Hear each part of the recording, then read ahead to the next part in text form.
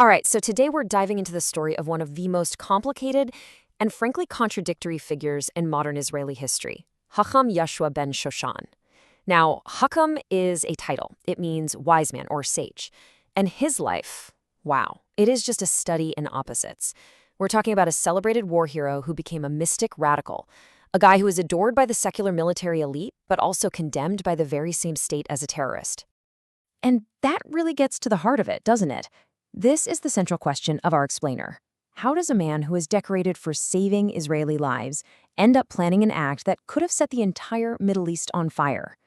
It's a question that really forces you to look past the easy labels of just hero or villain. And to really get a handle on this paradox, you have to hear this quote. This isn't from some follower or student. This is from Mir Dagain, the legendary former head of the Mossad, a pillar of Israel's security establishment. And he called Ben Shoshan the bravest warrior he ever knew. So to even begin to understand the man behind that paradox, we've got to start at the beginning. Section 1, the mystical Commando. We're going to start where his legend was born, in the army. This is the story of Ben Shoshan, the soldier, a guy who seemed like he walked right out of a biblical story and into the grit and grime of modern war. Right from the start, this guy just didn't fit the mold. He shows up to the elite Sarat Shaked unit, the skinny, religious kid in a world of tough-as-nails secular commandos. His commander, a guy who later became known as Fuad, just told him to his face, "You won't fit in. There are no religious soldiers here. The food isn't kosher." But Ben Shoshan, he was determined. He promised he wouldn't ask for a single special condition. And man, did he keep that promise. He found ways to weave his deep faith into military life that were just extreme. He cooked his own food to keep kosher. He'd find time for his daily prayers in between raids and operations. He brought 2 ammo boxes with him to the unit, not filled with bullets, but with holy books. And probably the most famous story about him, he actually hollowed out a space inside his helmet to carry his tefillin with him everywhere. Just an incredible symbol of his devotion. So his reputation for being pious was matched only by his reputation for being fearless. But there was this one battle right after the Yom Kippur War that just cemented his status as a national hero. It really defined the whole legend of the mystical commando. So he gets sent on this mission deep into Egyptian territory. They needed to find the source of some heavy fire that was causing major casualties. He's leading a team of just 20 commandos, that's it. And what they stumble upon is a massive, fortified Egyptian commando base. They were outnumbered 20-1. They were facing 400 elite Egyptian soldiers. In the brutal, close-quarters fight that followed, Ben Shoshan's tiny force did the impossible. Get this, not a single Israeli soldier was harmed. Meanwhile, they completely overran the Egyptian position and took 160 prisoners.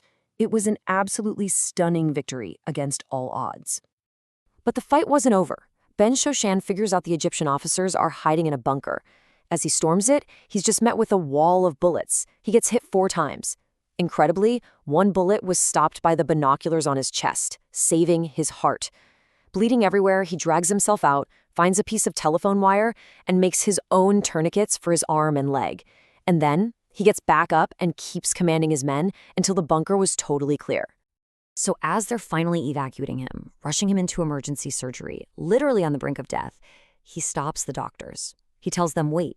He says, it is time for Tikkun Hatzot, which is this midnight prayer, a lament for the destruction of the ancient temple.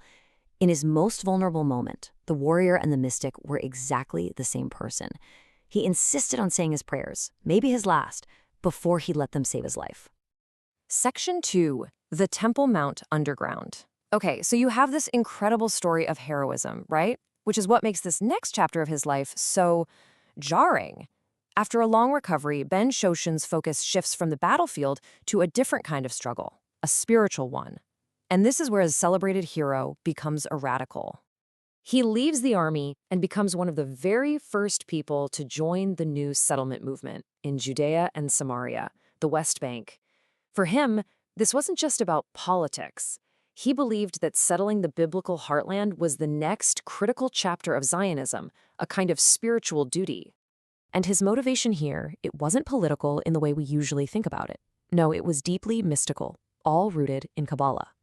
Ben Shoshan came to believe that the Dome of the Rock, sitting right there on the holiest site in Judaism, was more than just a building. He saw it as the root of spiritual impurity, a kind of spiritual blockage that was literally preventing Israel's ultimate redemption and the rebuilding of the Third Temple. So driven by this intense belief, he and a few others formed what became known as the Jewish Underground, and their most audacious plan was to destroy the Dome of the Rock. But before they acted, Ben Shoshan went to get guidance from the spiritual father of the whole settler movement, Rabbi Yehuda Kook. When they laid out the plan saying they had a way to erase the dome, Rabbi Kook's response became legendary for how ambiguous it was. He just looked at them and asked, "So what's the action?" To this day, people argue about what he meant. Was that a green light, a dismissal? Was he just questioning if it was practical? Well, Ben Shoshan and his friends, they took it as a blessing. Section 3. A hero on trial. Now that plot to destroy the Dome of the Rock, it never actually happened. But the other activities of the Jewish underground eventually led to this massive investigation by the Shin Bet, Israel's internal security service, and it all ended with a string of arrests and a trial that would completely shake the nation. So in 1984, the Shin Bet just rounds up the whole group. And during these really harsh interrogations, Ben Shoshan sees his friends are suffering.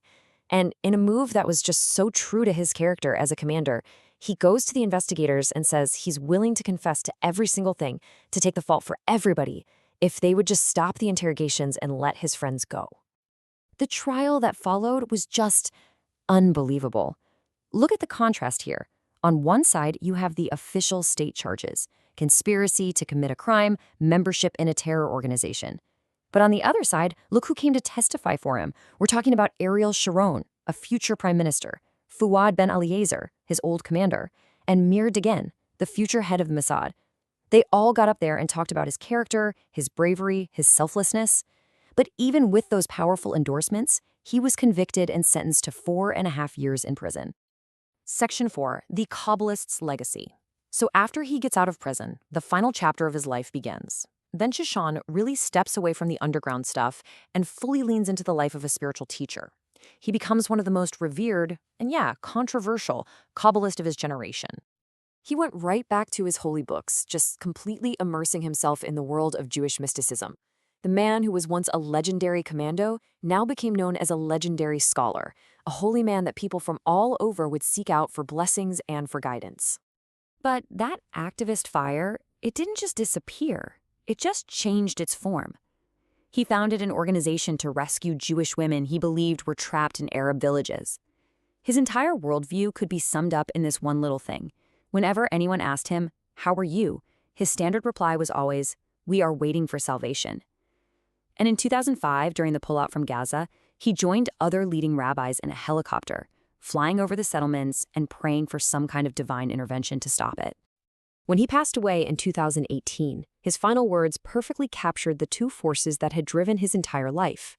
He said, "I am going as an atonement for the family, an atonement for the people of Israel, and may it be his will that the third temple be built speedily in our days." Atonement and redemption, that was his whole existence. So, we end right back where we started, with the paradox. Was he a hero who saved countless lives? A zealot who almost started a catastrophic war? Or was he a holy mystic just living on a completely different spiritual plane? Maybe he was all of those things at once, and the real challenge he leaves behind is trying to figure out how one person, and maybe a whole nation, can hold so many conflicting truths all at the same time,